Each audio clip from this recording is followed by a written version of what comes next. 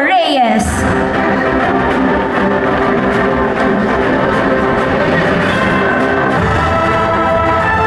From Sparkle Division, Miss Debbie Reyes. Gems Division, Mr. Junel Salcedo.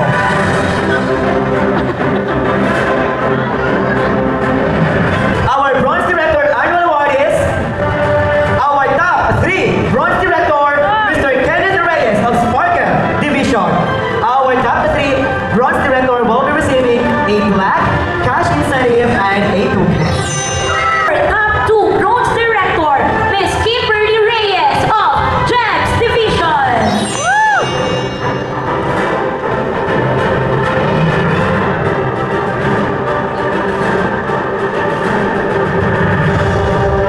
Congratulations, our top 2. Ladies and gentlemen, Miss Maria Cecilia Reyes, a qualifier for RPH Singapore Tour. And of course, our gold director will be receiving a plaque, an allowance, and of course, a token.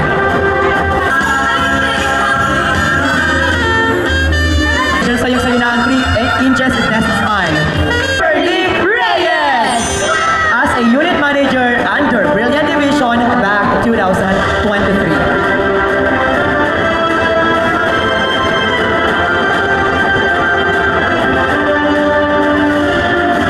Congratulations. Our sabay-sabay natin pakinggan. Eden!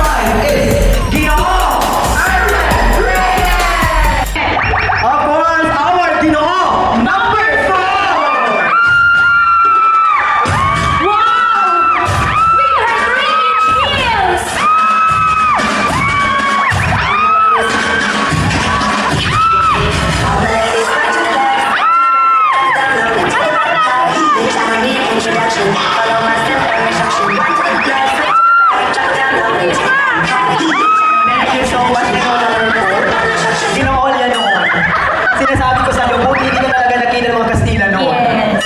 Diba? Ang bongga naman, nung panahon nyo ba, nung nag-ahani, ganyan ang suot, wala talaga kayong panloob.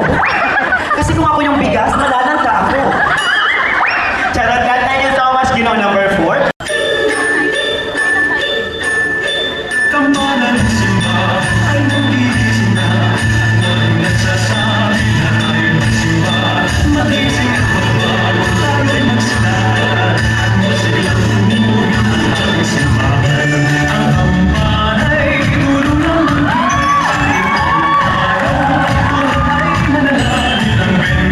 Show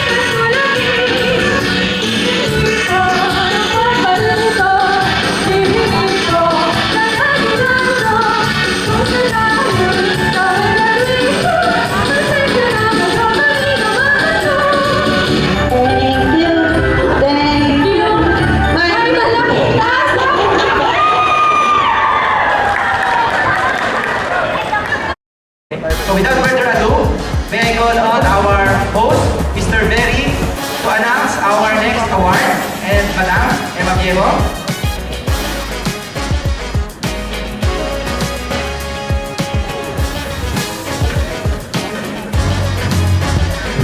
Alright, thank you so much to our President. Tunay nga po na ikaw ay isa sa mga inspirasyon ng buong RCD Freedoms. Palakpakan naman po muli natin our President, Mr. Ruel Viejo. And of course, this is one of the most highlight of this celebration. Kaya naman muli mo namin iniimbitahan ng lahat na tumayo at papalakpakan mo natin at sasalubukin sa kauna-unahang pagkakataon. Our Hall of Fame Award. She is the top sales director for the 5 years, and she promoted 4 sales director and reached the 1 billion sales of leader projects. Our Hall of Fame, Miss Maria Cecilia Reyes.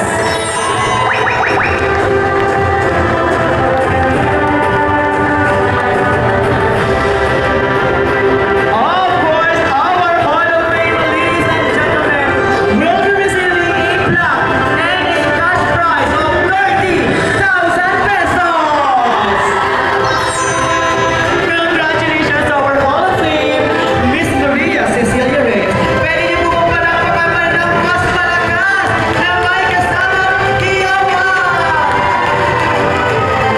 This spotlight is for you, Miss Maria Cecilia Reyes. Congratulations. You deserve this achievement. Ladies and gentlemen, thank you so much. May now take your seats.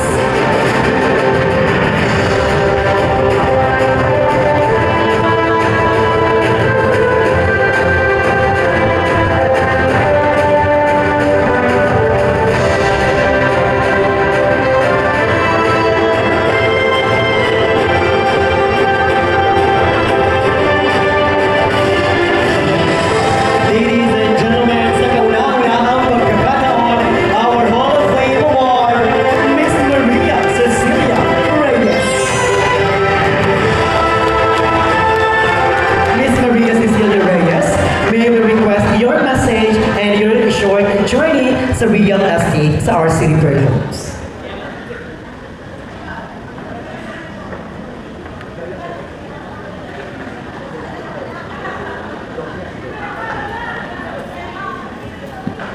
Good evening, everyone! Mga kapilyan, eto na yung paghihirap natin. Talagang napakabuti ng Panginoon sa atin. So, sisimulan ko na po ang aking speech. Magandang gabi, mga Ginoo at binibini na nasa kulwangang ito. Ngayong gabi, nais kong ipabatid ang aking mainit na pagbati sa inyong lahat. Ngayong gabi ay ipinagdiriwang natin ang selebrasyon ng pagtatapos ng taon ng RPH. Sa lahat ng mga kagalang-galang na developers na nandito ngayon, marami pong salamat sa suporta ninyo sa amin ngayong 2024. Sa aming kumpanya na pinamumunuan ng butihing Madam Emma Viejo, sa aming presidente Sir Ruel Viejo, sa aming dalagang Pilipina, ang marketing head Binibining Ronaldin Viejo, at sa aming magagandang staff, nakatuwang namin sa mga pangangailangan sa araw-araw, pati na rin ang ating mga driver. Muli, taus-pusong pasasalamat sa inyong lahat. Nais ko rin batiin ang lahat ng division head at lahat ng mga ahente na naririto ngayong gabi. Magbalik tanong tayo. Noong ako ay nagsimula dito ay taong 2005, 11 years na pala ang RPH. July 11, 2016. And that was the year when I started to be a team leader. And for the past 6 years, I was promoted as Gold Director. That was December 17, 2022.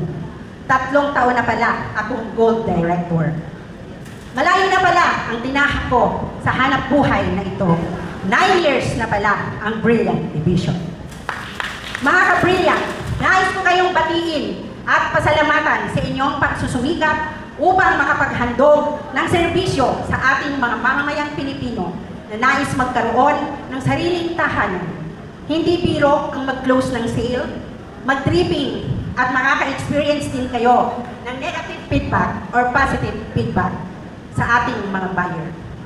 Ngunit ay kailangan mong pag-aralan ang mga bagay-bagay at huwag bibitaw sa mga nagiging problema. Pagkus, harapin natin at bigyan ng solusyon dahil kung wala ang ating mga buyer, wala tayong trabaho, wala tayong komisyon, at hindi natin maaabot ang mga pangarap sa buhay. Katuwang din natin ang mga developers na hanggat may mabibili silang lupa, marami din tayong ibibenta. Ganon din ang ating mahal na kumpanya, ang RPH na walang sawang suporta sa bawat direktor. Pati na rin ang aming mga mahal na ahente sa bawat grupo. Ang ibigyan natin at suklian ang kanilang pagpapahalaga sa ating lahat. Dahil ang lahat ng ating pagsusumika, ngunit mas bigyan pa natin ng diin ang inyong mga pangarap na kung gustong magtagumpay sa buhay ay huwag tayong tatamad-tamad. Ang Brilliant Division ay masasabi kong malayo na ang nararating. Lahat ng ups and down na pagdaanan na. Minsan, dumarating ang problema, ngunit kailangan mong maging matatag. Minsan, may iyak, may pag-aalala, may pagdaramdam. Dahil hindi biro ang isang katulad ko na marami ng ahente ang nawalay at dala ang kanilang mga tao na humigit kumulang 30. Na kung iisipin ko, para na lang sila, mga anak ko na unting nawawalay. Ipagpalagay na lang na isa itong pamilya na darating ang araw ang iyong mga anak ay magkakanya-kanya ng estado sa buhay. Sa taong ito, marami kaming na-take out sa pag-ibig. 135 units. Sa dami ng itinanim ng hanggang siguro sa aking pagtanda, aanihin ko pa.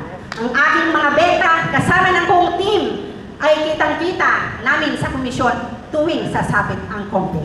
Di ba? Kaya naman, abot na abot ko na ang financial freedom. Dating mahirap noon, ngayon, maayos na ang buhay. Kasama ng aking mga anak, na lahat sila ay kasama ko na dito. Hirap kami sa buhay noon. Nagsikap ako dahil alam ko dito ako babangon at maaabot ko ang mga pangarap ko. Ang aking kinita ay ibinuhos ko sa investment na fully paid na ang iba. At may bago na naman akong investment. Ang lahat ng yan ay trinabaho ko lang ng nasa isipan.